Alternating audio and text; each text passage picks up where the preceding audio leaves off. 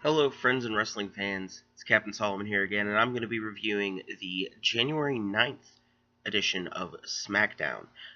Now, the show starts off simple enough with a new scene, if you will. Usually we get the same old song and dance, but this time they used Renee Young in an interview setting. Good call here, as she did a little interview with AJ Styles in the ring. Um, the main build out of this I got was the talk about the fact that he won't pick sides, if you will, in the situation going on between Shane McMahon and Daniel Bryan. Good call. I like the way they're doing this. He's not exactly saying that he's, with Shane or in Shane's pocket, because I don't think he is. I think he's just the champion, and Shane's just using him right now as a way to get at Kevin Owens and Sami Zayn. The storyline has got a lot of twists and turns, and for all the bashing of the writing I did the week before, this storyline itself has a lot of depth to it. It's a pretty good wrestling storyline, to say the least. It's not the best in the world, but it's not bad. I really like what they're doing so far. Eventually, we do get Kevin Owens and Sami Zayn coming down to the ramp and talking about how that they are going to become the first ever co WWE champions, and I'm excited to see them lose and that not happen because it's happened once before. I want to say it was Jericho and China back in the day for the Intercontinental, and it was just terrible storyline, and I don't think you could do it better, all these years later. It's just a really bad idea in general. You could do stuff like that with like the tag belts, you know what I mean, where you have like the New Day, it's all three members, but like only two of them can be in the match. Like that's fine, but like you can't singles belts. You can't. It's got to be single person. And then the inevitable happens. Shane McMahon comes out, says that he doesn't agree with Daniel Bryan's decision. However, he's going to go with it for now, and he decides to put Sami and Kevin in a 3-on-2 handicap match against AJ Styles, Shinsuke Nakamura, and Randy Orton.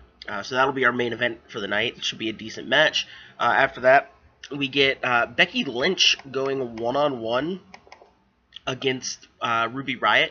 The Riott Squad all comes out together as a group, but for some reason, Becky Lynch, Charlotte Flair, and Naomi all come out to separate entrances. I'm guessing just because, Charlotte's the women's champion, and she's Charlotte. And Naomi's got the glow, so she's got to have that. So you just kind of do them all separately to get the individual fan hype. All in all, really good TV match. Probably the better one of the night. You end up getting the win whenever Becky Lynch gets Ruby Riott in the disarmor and gets the submission victory. Not bad. Again, it's the writing makes me feel like the women that showed up to attack are starting to look pretty weak compared to what they should. But that's okay. We'll see where it builds from there. We've got the Rumble coming up, and I'm sure some interesting stuff will boil over from that match.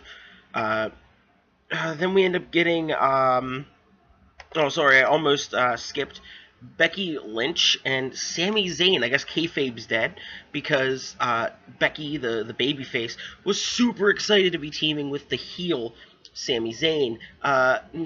Outside perspective, I'm fine with it. I like the team up. That would be kind of an interesting tag team. A lot of the teams have been that.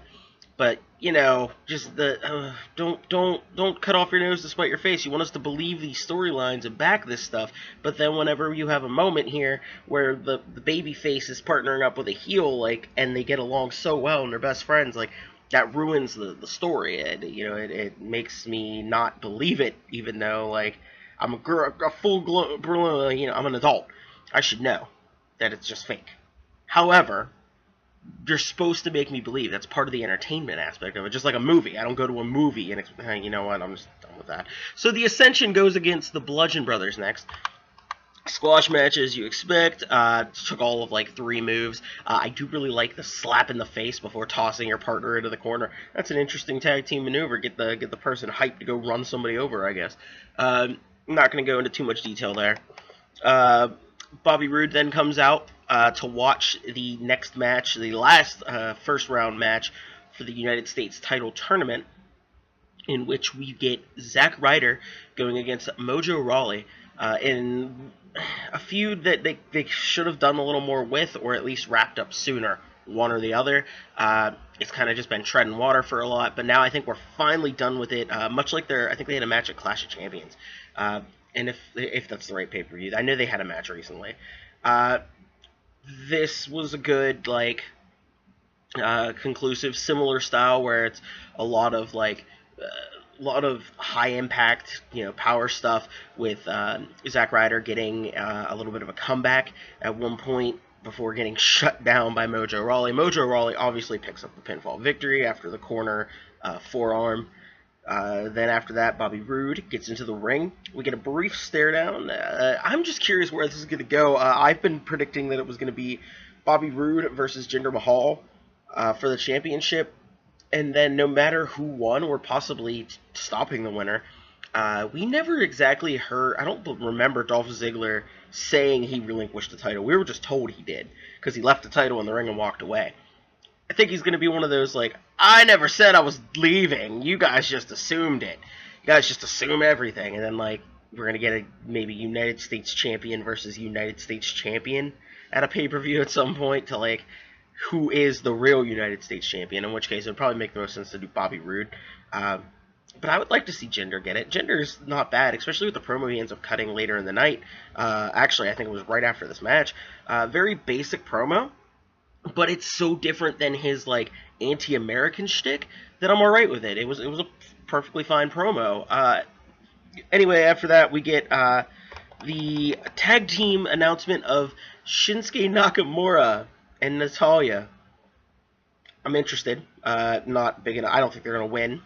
After that, we get an amazing promo, in my opinion, of Chad Gable and Shelton Benjamin saying that they were cheated out of the titles. And you know what? I think they got a point. Because we're supposed to believe that the ref's decision is final. That's always what we're told. But then another ref comes down. But why another ref, though? As they said, why was he there, though? It doesn't make sense. It's just another case of the writing team, getting caught up on itself. Daniel Bryan ends up coming out during this whole spiel. It ends up telling them that, after Chad Gable goes, well, what do you want us to do? Beat him twice in one night? And Daniel Bryan goes, that's it. You're a genius.